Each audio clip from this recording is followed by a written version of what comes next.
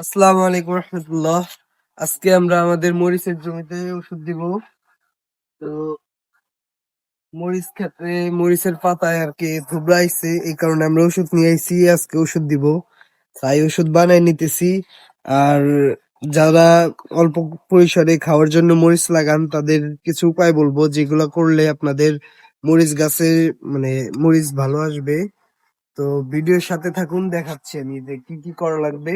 তো প্রথমে আমরা ওষুধটা বানাই নেই, তারপর আমরা আমাদের জমিতে যাব।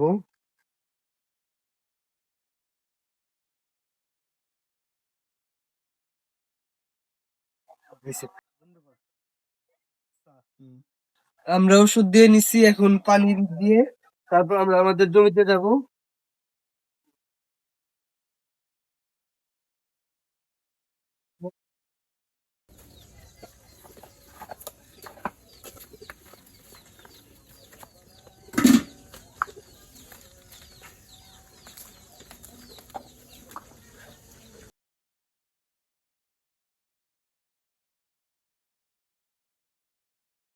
আসো।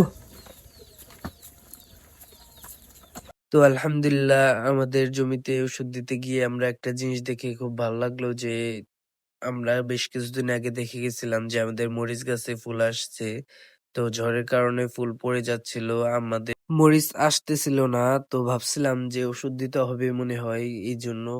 পরে দেখলাম না, মরিচ গাছে ভালোই কিছু মরিচ আসছে। তো এটা দেখে খুব ভালো লাগলো। আশা করা যায় আমরা সামনের সপ্তাহ থেকে আমরা ভালো মতো মরিচ ছিঁড়তে পারবো আমাদের বিক্রির জন্য। তো আলহামদুলিল্লাহ, আমাদের যেহেতু অনেকটুকুই লাগাইছি, আমরা এবার আশা করছি ভালো একটা দাম পাবো।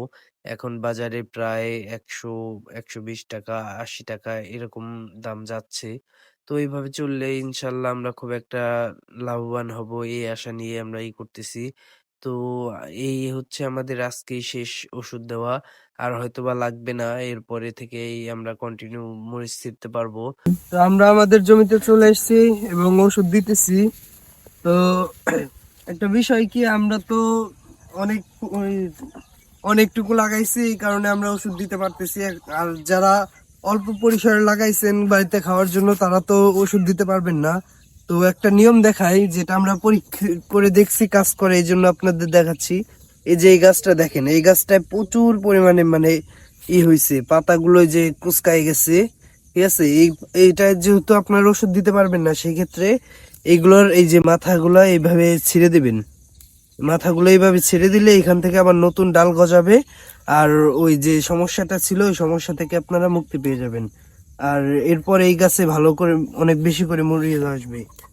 যেহেতু মানে এই পাতা কুচকাই গেলে গাছ নষ্ট হয়ে যায়, আসে না ভালো করে, মরিচ আসে না। তো এইভাবে দিলে আপনাদের গাছে মরিচ চলে আসবে, আর অনেক মানে বেশি করে আসবে। তো এই ছিল আজকে আমাদের ভিডিও। সবাই আমাদের জন্য দোয়া করবেন। আর এই যে এতটুকু দেওয়ার পরে আমরা বাসায় যাব।